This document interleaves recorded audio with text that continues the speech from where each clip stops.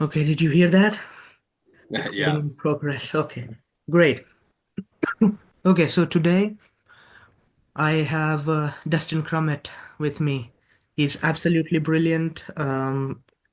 Uh, he is like, in my view, he's, I think, one of the best. I would say like the youngest best philosopher right now in philosophy of religion. Just full stop. Like the best. All right. Okay. Um, so Dustin has published a lot of papers. He's very versatile. He has not just published in just like metaphysics and like philosophy of religion. He has papers in like um, population ethics, normative ethics, somewhat. Um, he has papers on like animal suffering and heaven. Um, just and like also like single issue voting. So. Yeah, so this dude is brilliant, guys. I highly recommend everyone to just Google his name, Dustin Crummett.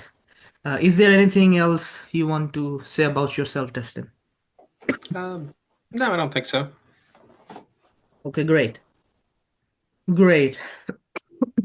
So I guess I should just start with like some simple and some fun questions. Like, what's your favorite music band? Or your favorites, one of your favorites, I guess.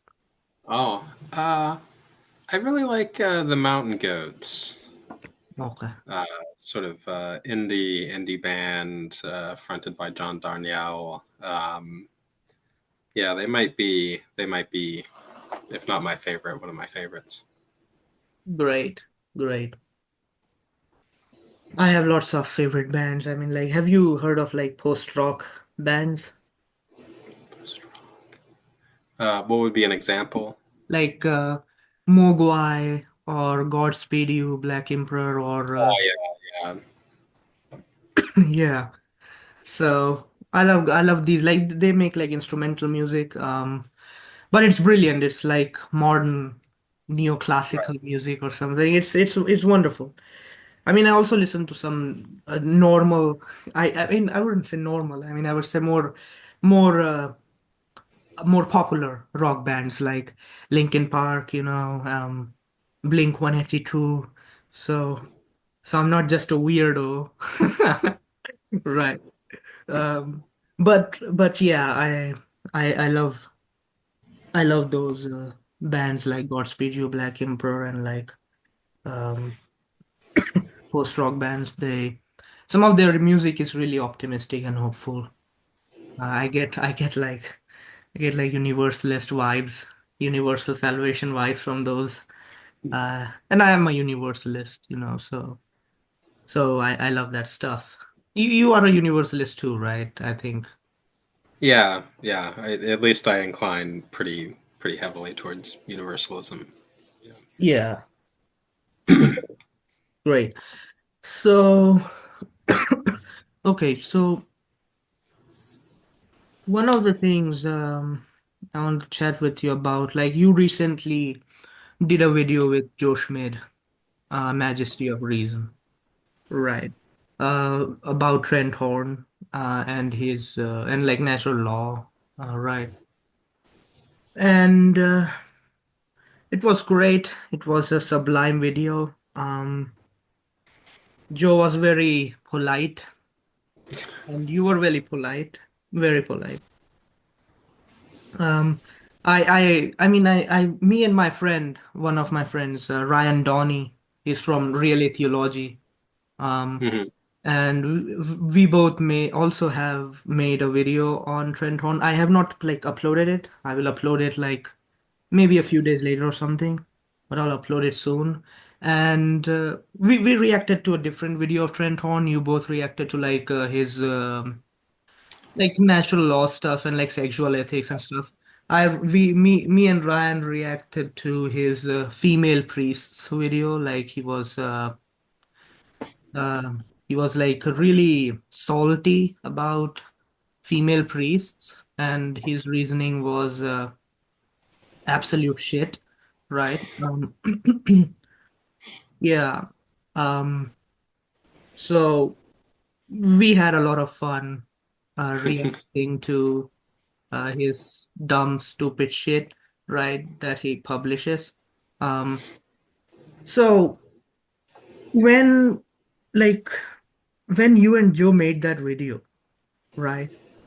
How angry were you by the end?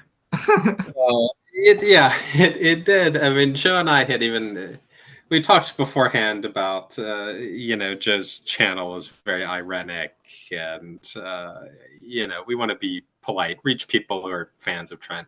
It is true that I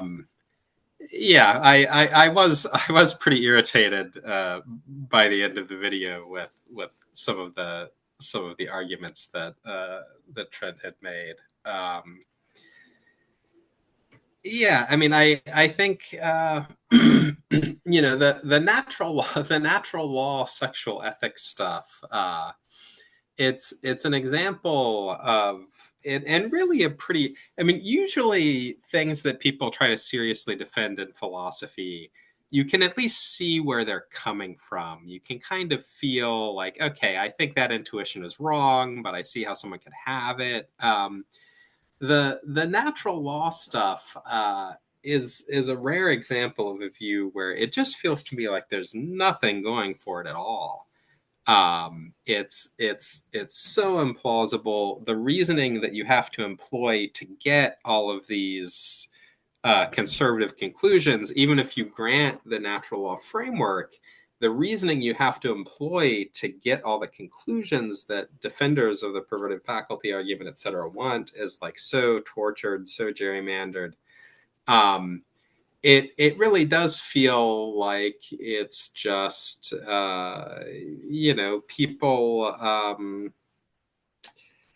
people who have decided in advance for dogmatic reasons that they hold this conservative sexual ethic that has all these entailments, and then natural law is the only view that even purports to be a defense of that, and so they latch onto that, and you get very bad reasoning that, to my mind, often is aimed at very bad moral conclusions. And so that was irritating. And then some of Trent's rhetorical stuff was kind of irritating as well, I admit. So yeah, I mean, I thought, people can watch that video for sort of the substance of what our critiques were, but yeah, I've never. I mean, natural law theory has just never, and specifically the natural law approach to defending conservative Catholic ethical sexual ethical positions. It's just never seemed to me that it has anything going for it at all. It's just so implausible every step of the way. Yeah. Um, Yeah. Yeah, I mean, I wrote while I was defending Joe, like I was seeing, these natural lawyers in the comment section. Um, you always, anytime you say anything about natural law theory on the internet, you get a parade of people telling you don't understand the view and blah blah blah blah yeah, blah. yeah.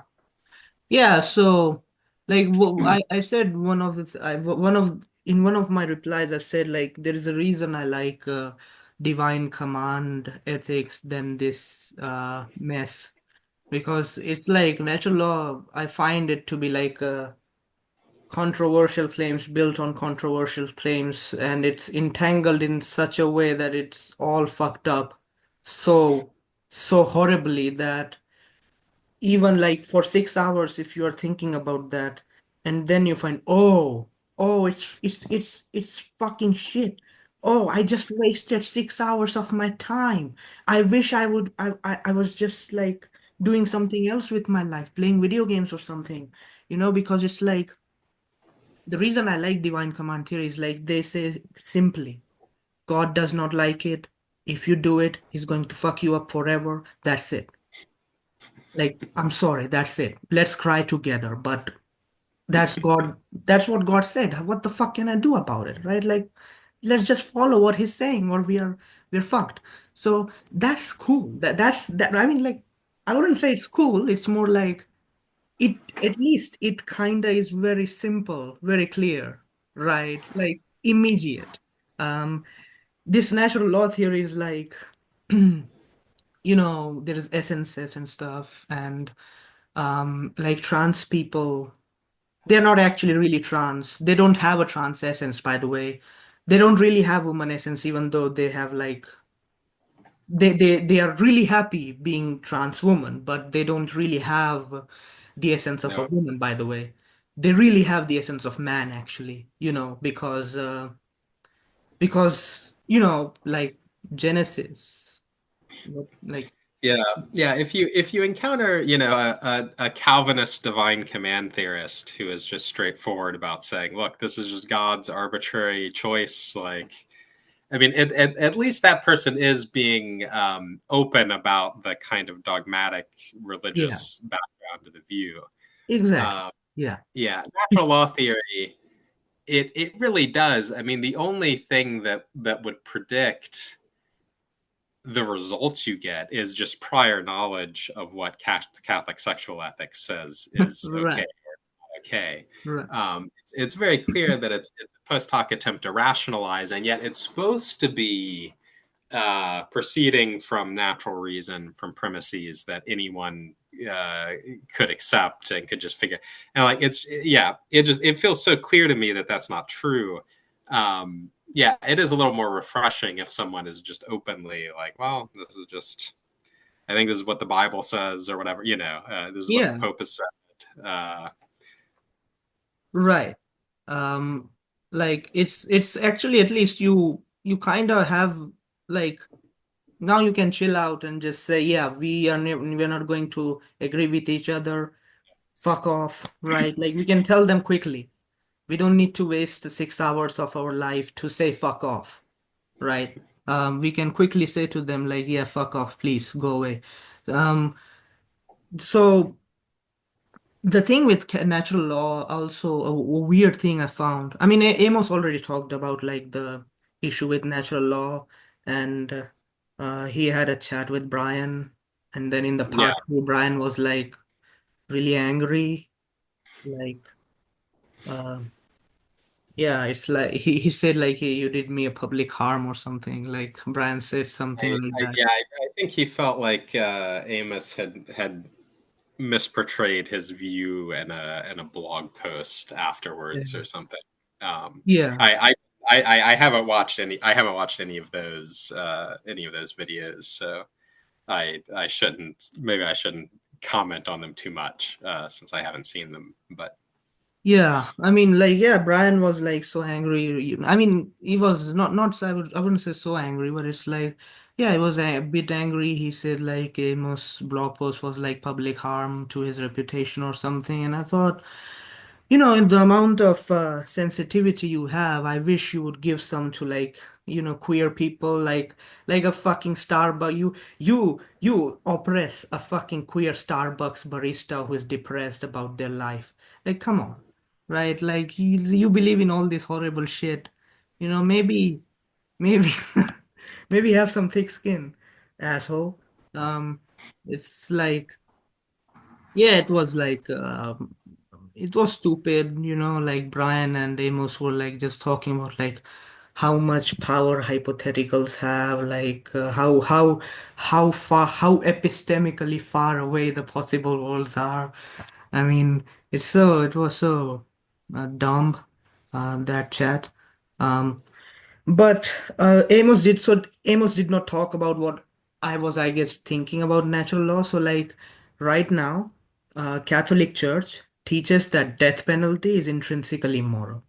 Right? It's intrinsically immoral. It's intrinsically impermissible. It also teaches that slavery is intrinsically impermissible. And conveniently, natural lawyers are like, holy shit. I think they are like holy shit because Ed Fazer just like a few years ago defended like death penalty, but now right now Catholic Church in 2024 literally like published a document in 2024, by the way, Dustin. Let me show you that. Let me share my screen and show you. Like they published the document called Dignitas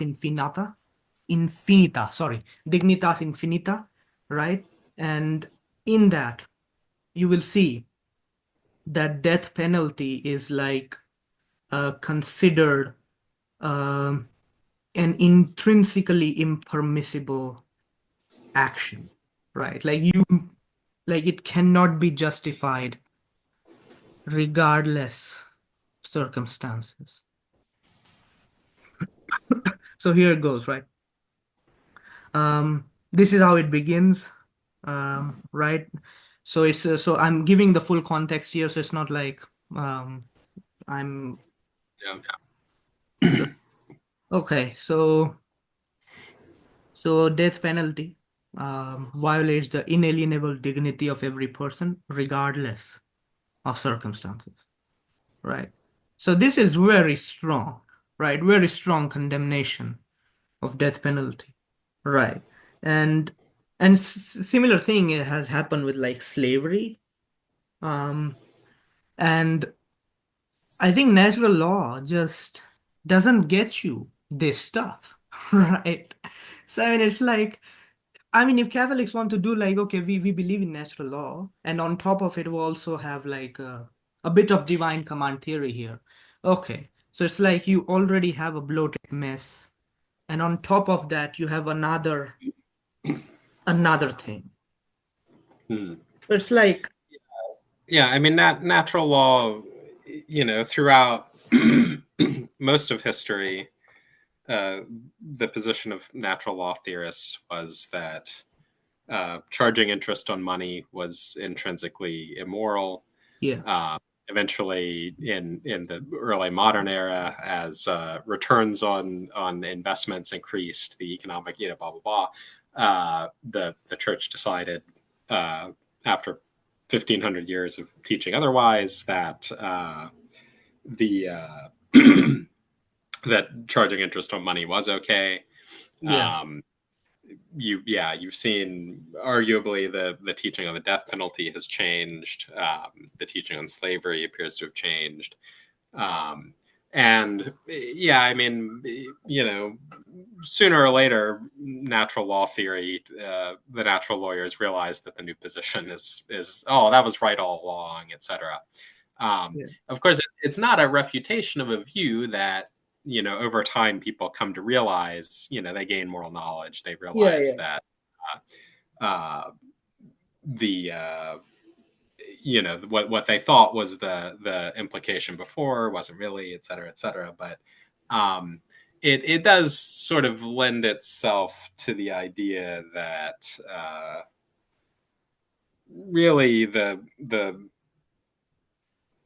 first priority of a lot of the people doing natural law theory is to rationalize Catholic doctrine. yeah. Um, so when Catholic doctrine changes, it turns out that natural law theory changes, Right. and the implications change. Yeah. And like, well, I mean, all right, but then just be honest that that's the motivation. This isn't really, you're not really trying to deduce from first principles what the ethical truths are. You're trying to rationalize Catholic dogma. That's a maybe that's a fine thing to do if you have some good reason for thinking Catholic dogma has to be accurate.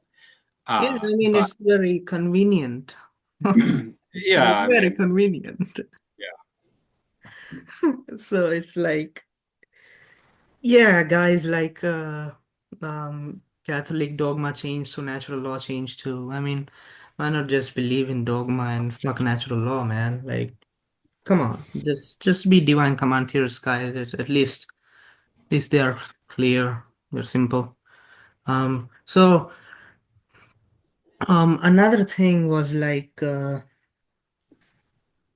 that I wanted to get into is like historically, the natural law, like so, like these days when I encounter like right-wing philosophers, right, like Christian philosophers, right, mhm, they seem left-wing than Aquinas, and John Calvin, right? Like John Calvin was like the dude who had one time said to heretic Michael Servetus, Do you know this story about John Calvin? Like he said like, yeah, I'll never leave it. I'll never let him leave alive if I get that get that dude. Like, have you heard of this story? No, I haven't heard that, but I mean, he did execute people in Geneva, right? Yeah, yeah. So Yeah, let me share my screen and show you. Like, so leave the place alive. So this is John Calvin talking about Michael Servetus. So Michael Servetus was like a heretic, and and his heresy was not, by the way, like progressive LGBTQ Christianity or anything like that. His heresy was like he did not have the orthodox view of Trinity, right? So this guy was not, some like left-wing progressive Christian universalist socialist dude. This dude was like, look, man, Trinity does not make sense. And then after a while, Calvin was so pissed off that he said, if he comes here and I have any authority, I'll never let him leave the place alive. Whoa, right? Like that's very, very strong, bro. And he did actually like kill like Michael Servetus, or at least supported his killing. Like Michael Servetus was like burnt alive slowly, and sounds pretty fucked up if you think about it. So it's like when I look at like Trent Horn and Ed Fazer and these people, I always think like are these guys like just not killing others for like pragmatic reasons or what? Right? there, yeah, I think there actually is I mean, there is a real question if you're a traditionalist Catholic about this, because I mean, not only did the church for many centuries, you know, cooperate. They'll point out the church didn't execute heretics, but they found them guilty and handed them over to the government to be burned alive or whatever, which doesn't Yeah. doesn't seem a lot better. No. Not only did the church do this for many centuries, but there is a papal bull condemning Martin Luther, which appears to condemn anyone who says that it's not okay to burn heretics. Anyone who says that it's contrary to the will of the Holy Spirit to burn heretics. Um, and so it was understood, up through the 1800s or whatever, that the dogmatic teaching was that the church had the right to burn heretics. So yeah, there is a there is a real question about if you're a traditional Catholic. I mean, is your view then that yes, the church does have the right to burn heretics? It was fine when it did it for all those centuries. We just don't do it anymore for sort of practical reasons. And if that's the view, then there's a question of whether that's consistent with Vatican II and other things that the church has taught in the modern era. Um, it doesn't seem very satisfying if you just say, oh yeah, it actually is. We have the right to burn heretics. We're not doing it right now. It's just not the opportune time. Um, and then there are other alternative readings, but those seem even more. So what the papal bull actually says is something like, with the view that it's contrary to the will of the Spirit to burn heretics is, among these long list of things which are condemned as like false or offensive to pious ears. There are like a couple descriptors that are used. So like, one possible reading, which I have heard people give, is, oh well, no, it's not that heretical falsehood to say that it's contrary to the will of the Spirit to burn heretics. There are a couple possibilities there. Maybe it was just offensive to pious ears to say it. So, uh, it was actually true at the time that it was wrong to burn heretics alive, but you shouldn't have said it, because people would, you'd be challenging the authority of the church, and it would just be too confusing for the poor lay people, etc. And so it turns out that the view is sort of, uh, okay, the Pope was right on a technicality, uh, but you know, it's first of all, you have this extremely implausible view that like, no, it was wrong to burn heretics. You shouldn't say it, which doesn't sound that much more plausible than the view that it was right to burn heretics. But second of all, you need the view that like, yeah, the Pope was safeguarded from error because he promulgated this teaching which everybody for centuries took to imply that it was okay to burn heretics. That was totally mistaken. But just because there's this other reading that nobody came up with until the 20th century, as far as I know, on which what he says is still correct. So it feels to me, and this is always, I mean, this is a common problem, I think, for not just for traditional Catholics, but for people who are inerrantists, you know, evangelical Christians who are inerrantists about the Bible.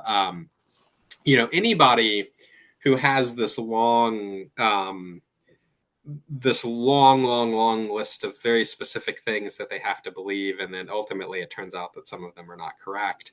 Um, there's always this pressure to come up with some like weird reading on which the thing turns out to be technically correct, even though everybody misinterpreted it for a long time.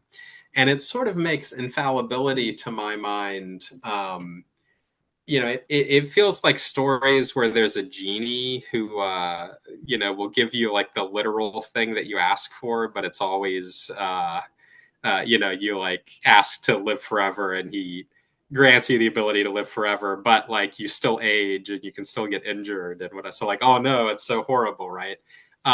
It turns out that like, okay, the Pope can't say anything that's like, there always has to be a reading on which it's true. But it can be that everybody misinterprets it and burns all these people alive for hundreds of years. You know, that's totally fine. That it's just that he can't say something that's like strictly literally false. You know, and it's like, well, what?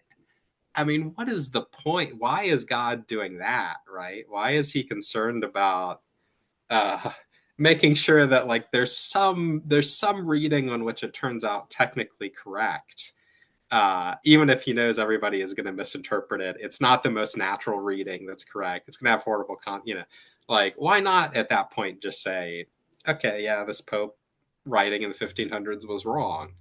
And the reason for not saying it, as far as I can tell, is just that, well, there's a dogma that you can't say that he's wrong when he's speaking ex cathedra, and he seems to be speaking ex cathedra in this document, you know.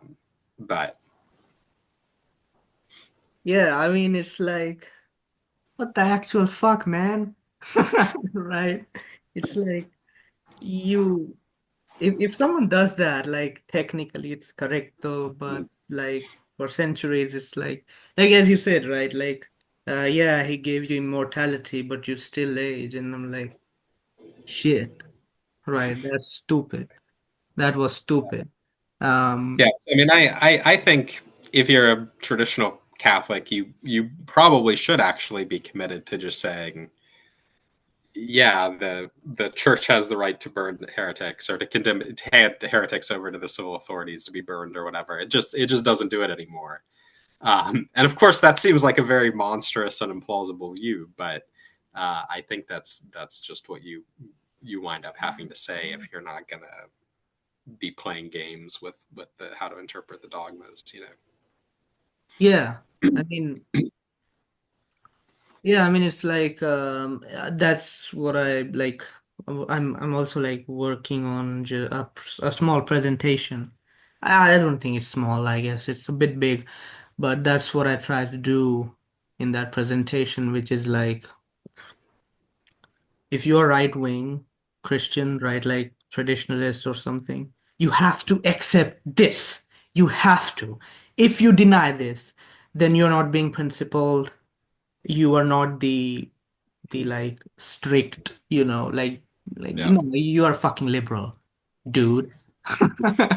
Right. I mean, it's like so it's about like divine command theory and like moral epistemology, like about intuitionism. So Yeah. I think like intuitionism about moral epistemology is like the correct view, like intuitionism makes sense. It's the best view. I mean, of course, the phenomenology of intuition can be depend like Michael Humer believed like intuitions are purely like intellectual. That's the phenomenology of intuitions, and then there are like more moral sense theorists, lean toward moral sense theorists like Philip Goff, who said like just like our perceptual experiences give us access to the outside world objects, right? Outside objects, our emotional experiences, right? Yeah. They also show you the reality, right? A moral reality, right? Like his I love when he I love his quote. So he said, we must trust our emotional experiences to reveal facts about the world in the same way we trust our sensory experiences to. Anything beyond our own conscious experiences requires a leap of faith. Right. So I think it's that's good. And basically in that presentation, I basically argue that look, just be an intuitionist about epistemology. Don't be a divine command theorist or like scripture first, biblical inerrancy or something. Like don't do that. You will come up with some bizarre shit or something. And then just have weird um you would have to do a large amount of mental gymnastics, and even when you have done all that, it still looks horrible, whatever painting you came up with, right? Yeah. So And I think there is, I mean, there is something to be said for like treating scripture, religious doctrine, whatever, as maybe one input in the process of reflective equilibrium.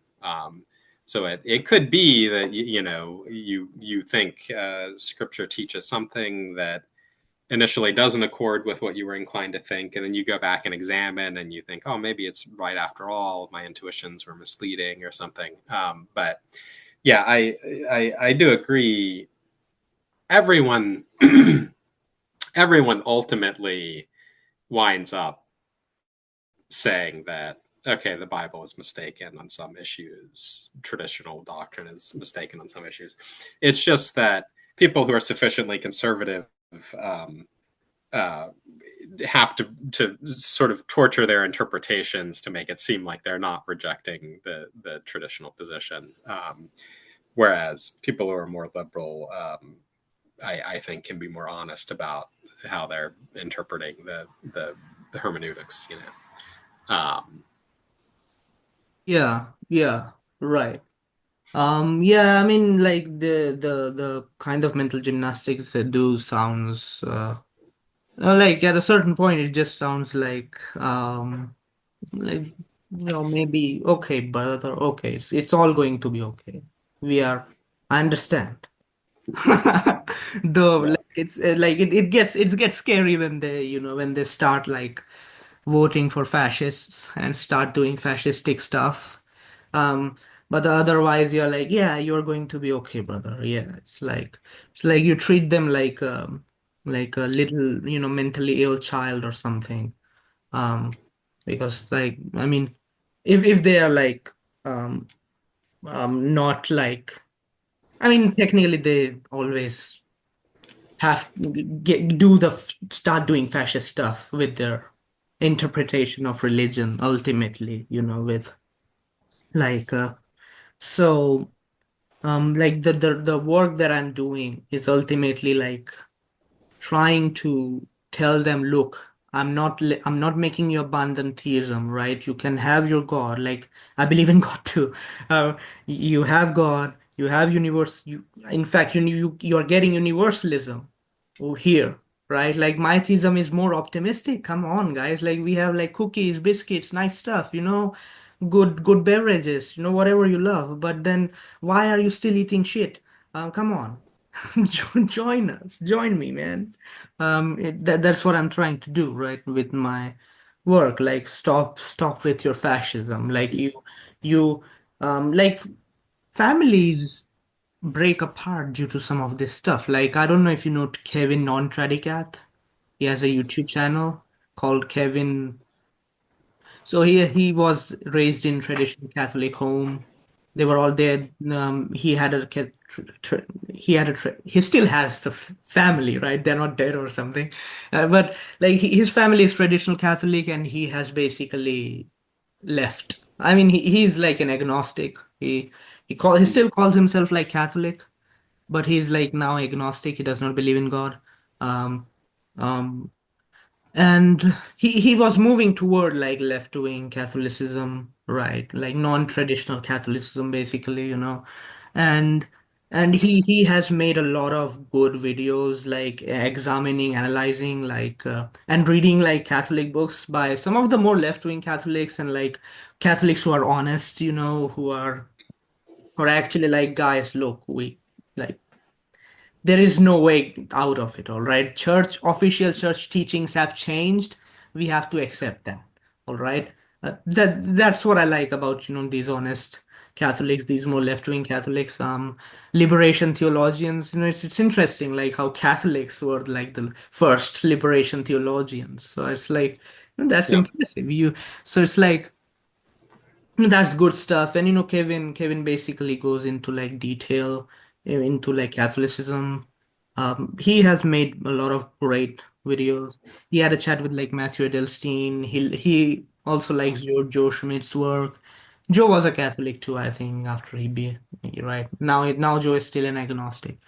So Catholics also have this view like you have to go to church every Sunday, and it's like a mortal sin to not go to church, like skip the church because you're like, yeah, man, I just don't want to go today. It's like a mortal sin. And I'm like, what the fuck? Fuck you. What is this? What is this? Why? Right? Like, why? Why is that a mortal sin? What are you doing? Come on, all right? Come on. Like, no. I mean, I should mention, Dustin, like, okay, I'm an outsider, right? By outsider, I mean, like, I was never a Catholic. I mean, yeah, I was never Catholic. Yeah, literally. Yeah. I am. I was a Hindu. I was raised in a Hindu household. You probably know from my accent that I'm an Indian, right? Right. I'm from India, Yeah. South Asian country, right? South Asian country, not the Native Americans, right? Native Americans are I think Native Americans are they have their own religion or something, right? Most of them are not Christians, I think, or some. There are a variety. Some are Christians, and then there Yeah. are a variety of different religion, indigenous Yeah. religion people follow. Sometimes people combine elements Right, of. right. Yeah, so I mean, I was a Hindu, I was outsider. There was no rule in Hinduism that you have to go to a temple every Sunday or something, or every month or something. Like there was no rule like that. You can stay home, you can like praise God while you're staying home, right? You can be chill, just have faith. Technically Hinduism are like atheists and agnostics are cool as long as, they're causing suffering to others, they're not like murdering others or something. They're cool. Karma system, so they don't have to believe in God or something. So Hinduism is like very cool and chill with that stuff. I mean, I'm not a Hindu anymore. I mean, I like Christian universalism. By the way, universalism is like non-negotiable to me, Dustin. So, yeah, like you say you heavily lean toward it, but even that I think is like that's a little bit sad to me. But like to me, it's like non-negotiable. I mean, when I became a theist, right, just a general theist, right? Um, Universalism was like non-negotiable, even at that point, right? So, and then I basically like picked which religion makes the most sense. Right. So then I thought like, okay, look, this Christianity has like God like suffering with us, and and like dying and then like defeating both like that horrors of suffering and death, right? So it's like that's a powerful message, and I thought, that's a powerful message. And these guys also have really good aesthetics. I like the church design, the church architecture, and the robes of these priests. So I like that stuff. I guess I'm just going to choose this one. This is nice. Feels good, right? But yeah, but the thing was, of course, the right wing but then I thought, I mean, even in Hinduism, there are like right wing Hindus, right? So like, I had a one Hindu friend. I mean, there was one Hindu person who told me that a Hindu is born. You cannot convert someone to Hinduism. So basically, combine like his religion with his ethnicity, right? Right. With his blood and soil and culture, right? Or religion, blood, soil, and religion. So it's like, yeah, and that's scary. That's messed up belief to have. Yeah, So and I guess Hindu nationalism is quite influential in India right now. yeah. Uh, already. Yeah, nationalism is quite like, yeah, ethno-nationalism, I would even say ethno-religious nationalism. It's kind of right now it's popular, I guess. Though BJP has lost. BJP is like the party name, the one who is like center right, but then it's like it has a some of the politicians are like very far right in that party, right? So it's like but it has lost some of the states, in like a few elections 1 or 2 years ago or something. It has Wow. lost, so it's not like yeah, I mean, India has like a parliamentary kind of system or like multi-party system than like United States. It's not just like Democrats versus Republicans. So there are Right. like coalitions, different parties doing different things. It's more like, Germany and like France or something with multiple parties. Like there's BJP, there's Congress, there's Communist Party too, right? Like in Kerala, like the ruling party is like a communist party. So it's like that's nice. I guess that's impressive. Um, so yeah, there are like multiple left-wing parties, multiple right-wing parties. BJP is the biggest in the right wing. Congress is the biggest in the left wing. But then there are a bunch of other parties who do have some level of power and like representation. And I think, Right. yeah, I like this kind of system, because in United States, you guys are like insane, like I don't know, man, like I don't know what your new president is doing. Like the dude is fighting everyone. Like that's so weird, right? Like even his allies, right? It's like India started fighting with Nepal. Like, come on, what the fuck, man? It's so stupid.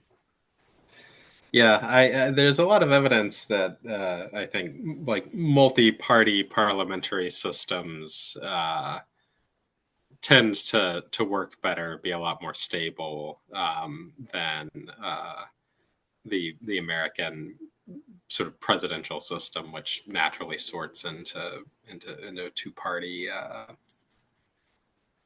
party system. Um, but of course, there's nothing. Yeah, I mean, there's no way to ever reform the system towards a multi party system because, of course, the two parties that exist both have strong incentives to not do that, right? Um, but yeah, it's one of a number of ways in which the American political system was not really very well designed. Which I guess it was the U.S. was the first modern democracy, and so maybe it's forgivable in some ways that it wasn't designed very well. But I guess in retrospect, maybe it should have been easier to amend the Constitution or something. I think the American founders didn't they didn't realize that there were going to be political parties. They didn't quite get that people were going to sort themselves into blocks like this. And the system of checks and balances between the executive and the legislative and the judiciary assume that uh, insofar as there are coalitions, they won't be coalitions along political party lines, they'll be along the lines of branches of government. So the legislators naturally will want to band together and prevent the executive from getting too much power and try to get as much power for Congress as possible or whatever. And it turns out that that's not the way that the coalitions break down. And so if you have one party in control of all three branches of government, as we currently do, the intended system of checks and balances just doesn't work at all. Um, yeah, so that's America, and there are. I mean, the U.S. has done, despite having a pretty clunky constitutional system, the U.S. has done well over the years, partly because there were sort of unwritten norms that everybody felt like they had to follow. And Richard Nixon was forced out by members of his own party largely after Watergate, because people felt like, oh, you can't. It would just be beyond the pale to have an openly criminal president, right? And more and more of those norms have broken down, particularly in the last 8 years. And so, uh, yeah, it feels like the system might just continue getting worse and worse. Yeah, yeah. Matthew Edelstein uh, was really sad about PEPFAR. Um, Yeah, yeah, and I was sad too, right? PEPFAR, even whatever you think about USAID, PEPFAR is like PEPFAR is not an imperialist program, it seems. At least PEPFAR seems like it genuinely did good. So man, like it seems like consensus everywhere. The Lancet defended PEPFAR, right? The Lancet, like it's like the most respected journal in medicine. The Lancet had a defense of PEPFAR and like said like begin the fucking program, man. Like why? What are you doing, you stupid man? So they did not write it. I'm paraphrasing. yeah, yeah, I'm like I'm like giving the real emotions. Um, Even though they wrote politely that halting PEPFAR would be not good. Halting PEPFAR would be bad, basically. But it's still, I think, I don't know if it's online anymore. I mean, it's still like fully back online. I don't know. He's doing just a lot of weird things.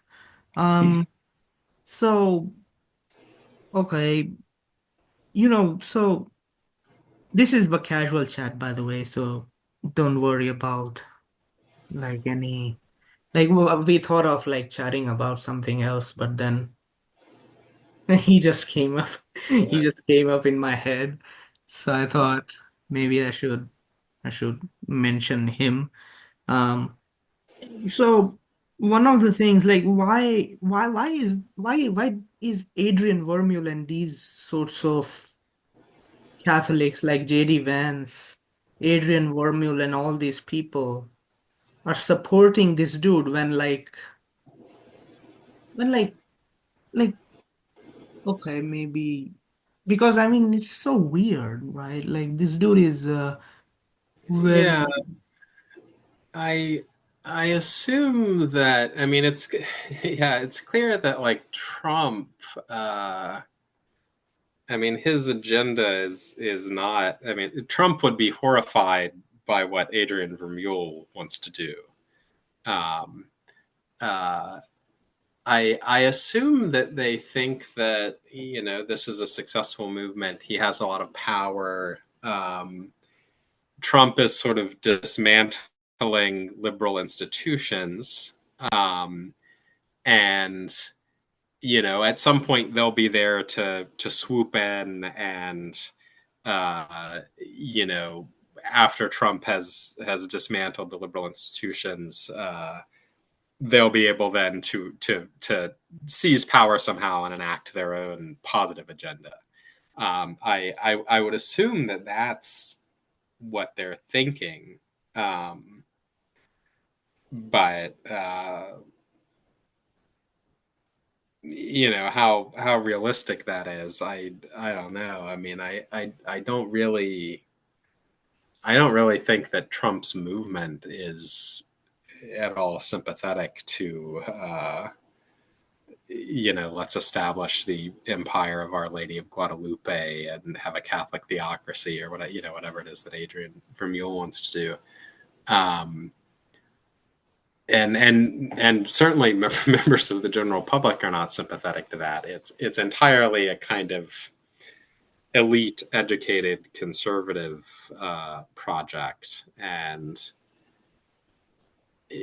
what their actual theory of change is, I don't know. I mean, maybe they're just figuring, you have the sort of Patrick Deneen why liberalism failed school of thought. Maybe they're assuming that uh, the liberal order as it's existed for the past 80 years or whatever inevitably is going to collapse. Trump is going to be a factor in clearing it out, and it's only then that people will realize that they're needed, and that will be their moment if they can uh, stock the courts and stock sort of conservative intellectual circles with their own people or something. I mean, maybe it's something like that. I don't know. Yeah, I mean, Uh, in some ways, I'm kind of happy that Trump is like destroying the imperialistic stuff in the United States with I think like US aid itself. I'm not talking about PEPFAR right now, just the US aid. It has a shady history, as far as I know, like imperialistic stuff, it was USAID was like used by like some CIA, right, to do some weird stuff in some pretty horrible bad stuff in like South America, in African countries. So I mean it's like it is like an imperialist stuff, an imperialist arm of the United States. So the moron is like destroying his own uh, imperialist, I guess. yeah, I mean, there's an odd, American imperialism through the Cold War and whatever. What I mean, it was, yeah, I mean, it was often quite brutal. Yeah. Installing really horrible regimes, funding civil wars, death squads, and Right. killed a lot of people. Yeah. You could at least understand what it was about, though. Yeah, I I mean, mean, Trump right now, it seems like he's yeah, he's dismantling the kind of subtle mechanisms of imperial power that have existed for decades, but he's replacing it with, let's have a trade war with Canada and try to force them to let us annex them. I mean, it's sort of a much more bizarre form of, like yeah, like it's like century he, style imperialism where Greenland has some minerals, right? Why don't we go take it? We're much stronger than Denmark. Why don't we go take over Greenland? I mean, just this sort of. So I mean, I, I guess it's hard to know which is better. But yeah, I neither mean, seems that good. yeah, it's like brain worms. The dude has like brain worms. Like, what are you doing, you moron? But Yeah, technically, since he's like a moron, so and him destroying imperialism of United States, I do think that imperialism was, as you said, right, like very brutal. And and that brutality, ending that brutality by a fucking moron rather than like a good person, yeah, that it's still better than nothing, I guess, yeah. and I mean, I guess there's a question about what will fill the void. yeah, Um, okay, yeah, true. given the way that it's being done, where he's just sort of haphazardly destroying American influence and withdrawing, and we'll stop sharing intelligence with Ukraine for a couple days, and now it's back on. Yeah, okay, I mean, yeah, it's yeah, all it's all being done in kind of a maximally chaotic way, yeah, right. and if the result of that is that uh, the void gets filled with Russian imperialism and Chinese, then it's less clear. Yeah, It's yeah, less clear that it's a positive thing, even though, yeah, again, I mean, you certainly, yeah, the U.S. I mean, U.S. foreign policy has done all sorts of awful things.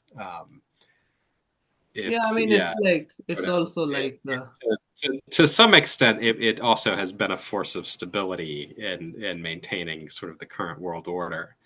And as yeah, I mean, it seems like Trump is sort of intentionally trying to force a switch to a multipolar world. yeah. And it's hard to know whether that will be better or not. Um, Yeah, I mean, yeah, I mean, I don't know if it would be better or worse. I also don't know. I cannot predict will it be better or worse. I mean, I don't know. It's like, it's also, because I mean, it's like, hmm, yeah, yeah, it's unclear what the future holds, yeah. right? Or I mean, Unclear. this stuff where this last I saw, the stated plan of the Trump administration was that we were going to have Israel ethnically cleanse Gaza, and then the Yeah, United States was going to take Gaza over and yeah. So turn it like, into a just resort genocide them or something. themselves there. I mean, it's like that doesn't seem like a good idea to me. Does Trump Right. actually is he actually trying to do that? Is this I mean, it's also hard to know what's going to happen just because it's very hard to know what is him being serious versus what is him blustering and lying and saying things for negotiation versus what is him being serious but he's going to get distracted and not actually try to do this. So, I mean, it's Yeah, like the genocide in Gaza started again. yeah, Like the ceasefire, like Israel like violated the ceasefire again, and like the genocide is now again continuing under Trump, and like he really talks about like America first and stuff, but I mean, okay, you are like fighting Ukraine, you're like abandoning Ukraine, but you're not abandoning Israel, so it's like you aren't exactly American isolationist. You're just a fucking asshole.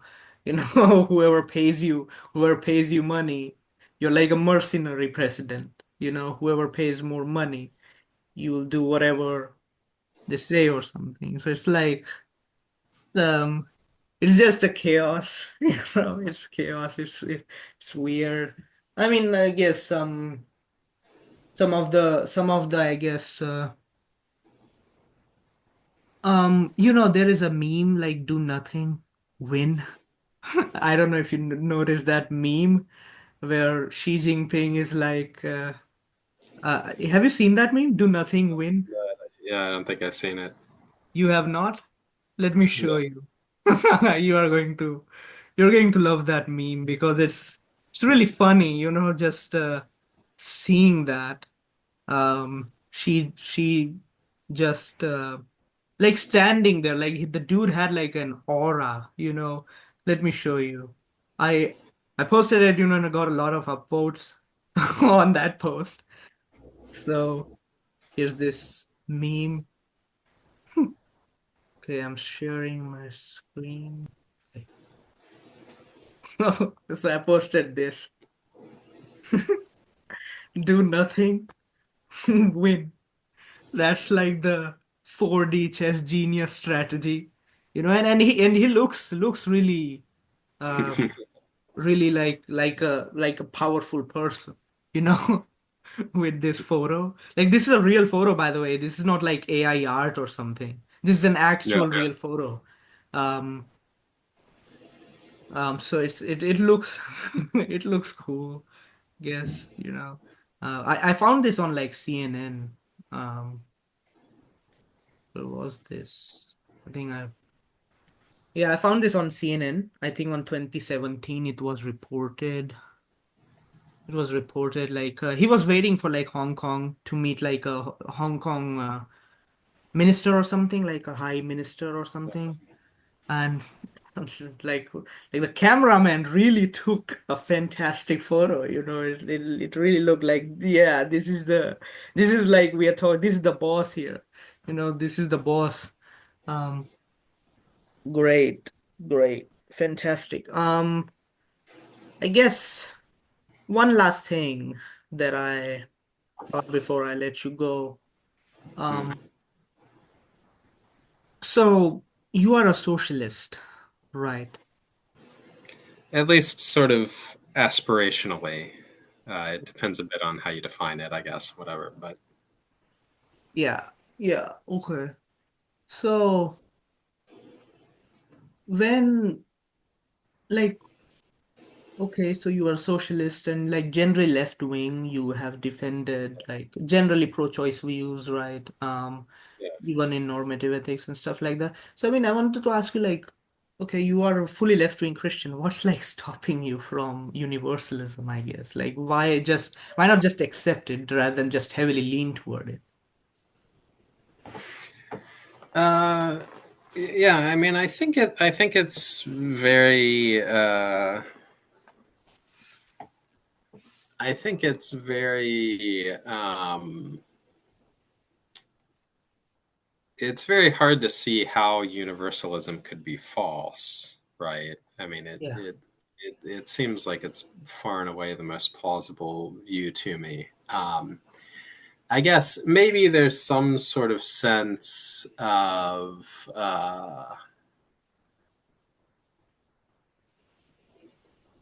yeah, maybe it's two things. Maybe it's partly some sort of sense of like pragmatic encroachment. You know, if the stakes of something are extremely high, maybe you think the bar to knowledge is higher or to like full unbelief is higher.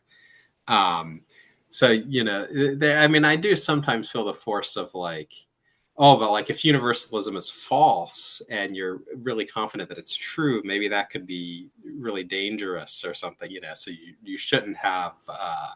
Full unbelief unless you have like an incredibly high credence and like then the other thing is should I have an incredibly high credence? I mean, you know, maybe like I say, it's very hard to see how it could not be true. Yeah. And can I rule out with incredibly high credence the possibility that you know maybe some people can just become so firmly set on the path of evil that um, you know that's just what they're firmly set on now, and uh, you know God couldn't save them without some sort of intervention that's so drastic that there are reasons not to do it, or blah blah blah. I mean, I don't think that that's plausible, but you know maybe there's some outside chance that that's correct. And so you know those two things together I would say yeah I have a very high credence in universalism. I have some like very very small credence in non-universalism, but like Yeah. maybe given the nature of the topic that's enough for me to feel like I don't exactly have like full on belief. I just have something very very close to full unbelief or something like that. Okay, um, gotcha. Gotcha. Yeah, I mean, to me, when I think about like if universalism is wrong, it's equal to it feels equivalent to saying, what if pain is just good intrinsically, It's like if that is wrong, and as I said, right, like when I became a theist, just general theist, I was not a Christian at that time. Like, by the way, your arguments, like psychophysical harmony, was the one that like moved me towards general theism. no.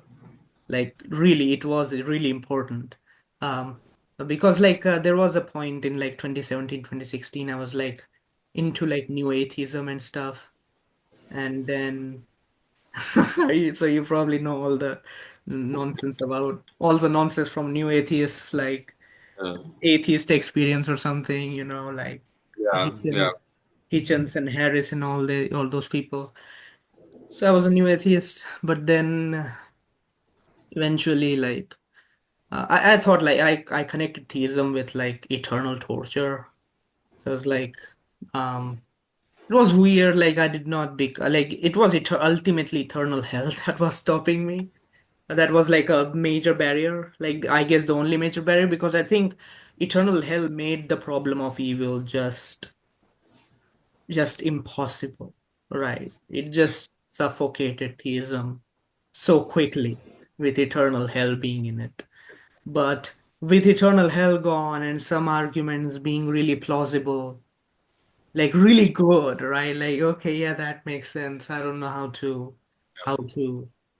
refute that argument or like how to get out of it. It just makes sense to me. It's plausible, right? And so I slowly eventually became a theist. But when I became a theist, like I was a universalist. So it was already non-negotiable universalism to me. Amos and I talked about Pascal's wager, by the way, in one of our videos on my YouTube channel. Yeah. At time, like and Pascal's wager to me, I always thought like Pascal's wager, like in their paper, Liz Jackson said like how pas if you believe in Pascal's wager, you should you should subscribe to like Islam, the mainstream Orthodox Islam, because Islam technically has a really brutal, torturous version of eternal hell, right? So she's a Christian, and her own analysis of Pascal's wager is like become a Muslim, right? Become a mainstream Sunni Orthodox or something. Basically, become like a right wing, right? Yeah.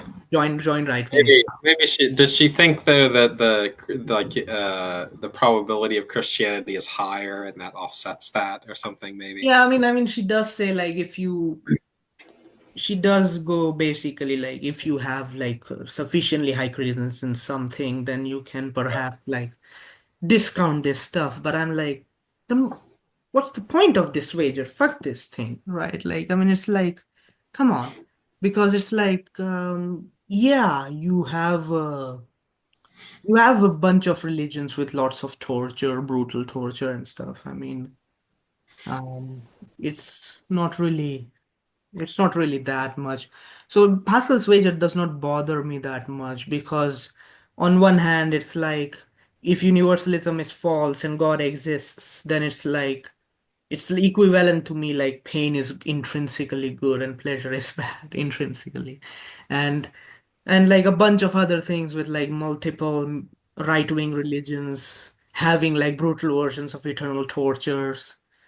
And also like just the modern world in the modern world like Dustin, me and you are like it is wrong to burn heretics, but if eternal hell, eternal torture is true, there is a kind of justification that in our world we should do some type of inquisition again, right? Because why not? Like we are saving lots of souls by this kind of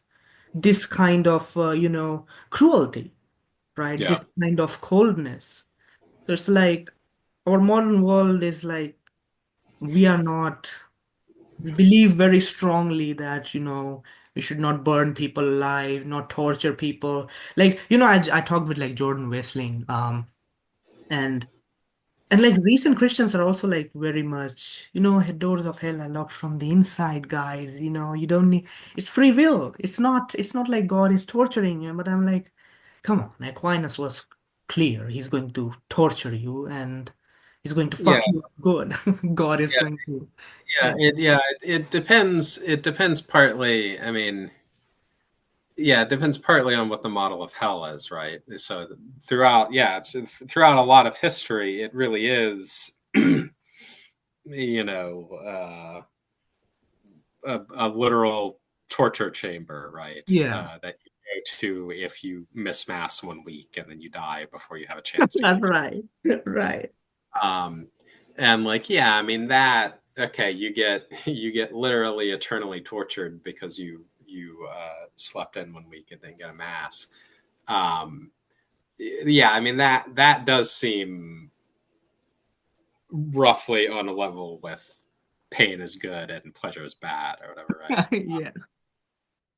Uh, the thing that I have, some small amount of credence in, is yeah, more the sort of view where like maybe it is possible uh, to just become so evil that at some point you just get left to your own devices, and like that's sort of a bad condition to be in, because you're so evil that your own devices are just pretty miserable. Um, and that is a revision. That's the sort of C.S. Lewis blah blah blah Yeah. view. And like that is a revisionist view, right? That isn't the traditional view. Um, I don't think it's plausible. I mean, it seems like you'd think that God has the resources to sort of win over everybody ultimately, even if it's going to be a Yeah, and I mean, look, if that is the case, right? Why would believing in universalism so strongly would worry you? Because it's like if you already have a revisionist view, right? yeah, So it's not like God yeah, is torturing you as a punishment for believing in universalism, right? The most yeah, thing yeah, that yeah. Sure, sure, sure. Yeah, yeah. I guess there. I mean, maybe there's sort of a, you know, there were these people in the early church, some church fathers who sort of thought like, look, universalism is true, but like you shouldn't tell people because it will make them like morally lax. They'll think Okay, they can get yeah. Okay. away. Uh, maybe it's almost a bit of that. Like, Okay. there's a little bit of a concern that if people are too blasé about their universalism, maybe they just sort of stop treating things with due moral Yeah, seriousness. I mean, we can increase the temporary hell time and the torture Yeah, time. We can say that torture torture will still happen. It's just not eternal. yeah, So it's not like the moment you die you go straight to heaven. You will be yeah, tortured.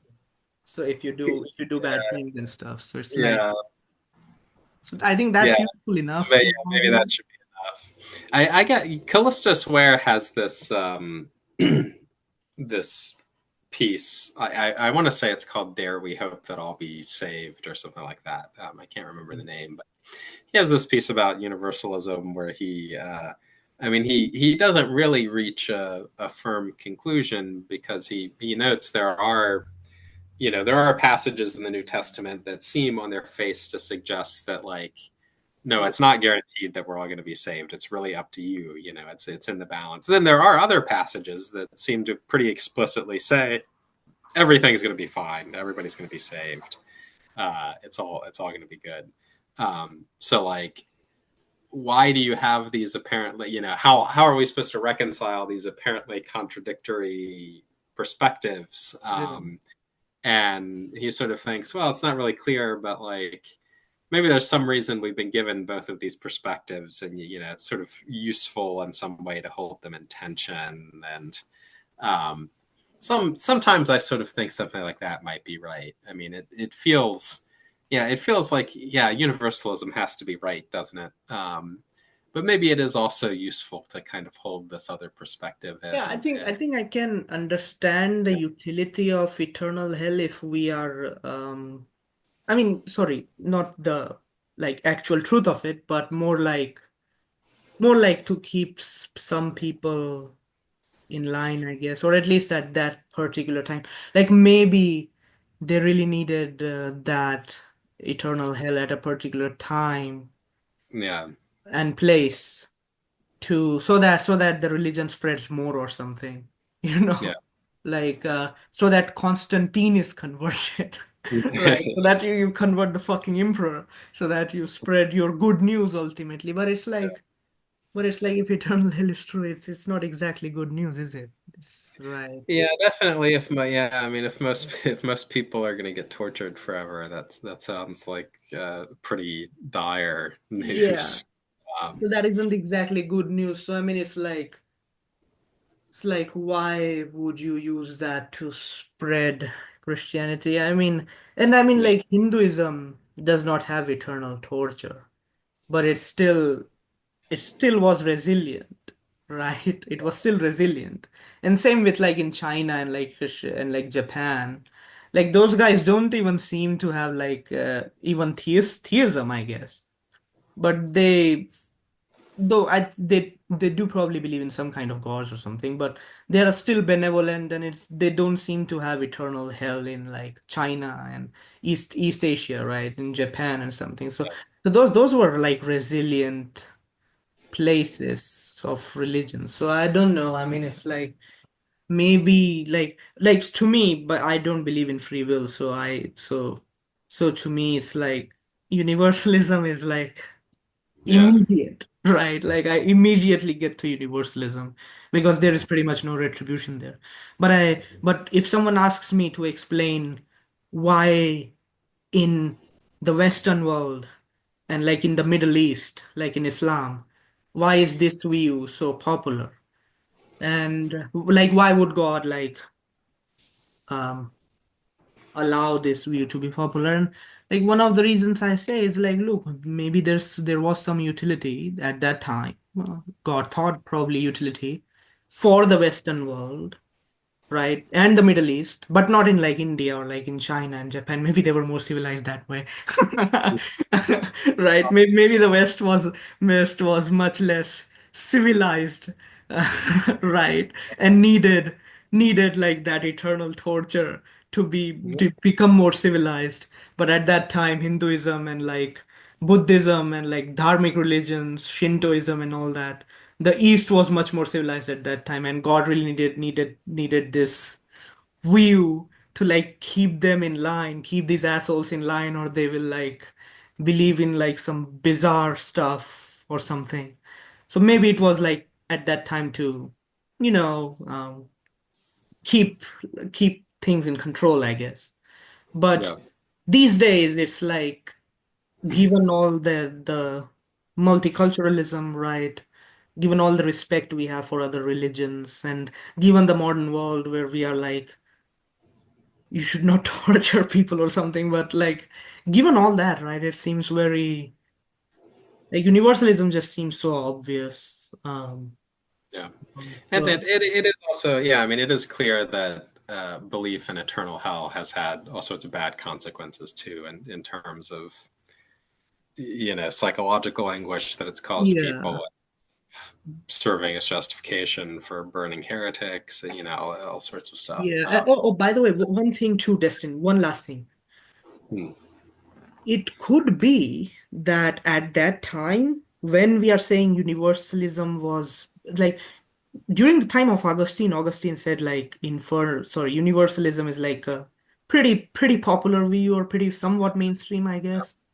But then Augustine and like all Aquinas and all those people like suppress it. But I think we could think of it this way, right? Maybe a lot of priests still actually believed in some kind of universalism, but they were like, and perhaps even the masses or something. Who knows, right? Because it's not like we have that much access to history.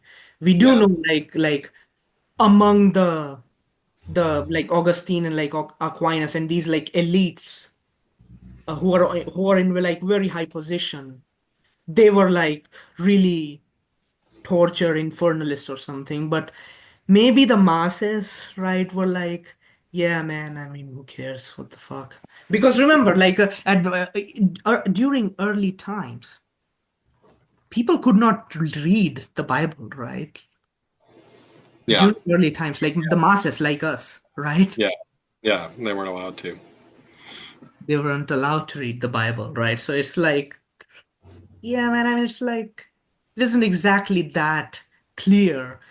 It wasn't like, like major cities, massive, 90% of people, they were doing Pew Research poll or something, Gallup polls of masses. And the masses were like, yeah, fuck that guy, right? He will go to eternal hell forever and burn forever. Yes, we believe that. 100%, bro. And but so it's not like that. So I mean, it's Yeah, like it's not clear, I guess. yeah. Um, And I mean, as I say, my credence in universalism is very high. yeah, It's yeah, yeah, 99 point something percent, probably. yeah. Um, Great, great. Okay, gotcha, gotcha. This was a wonderful chat, Dustin. By the way, Right. I'm stopping the recording now. Stick around. I want your feedback after I stop the recording. Oh yeah, sure. Okay.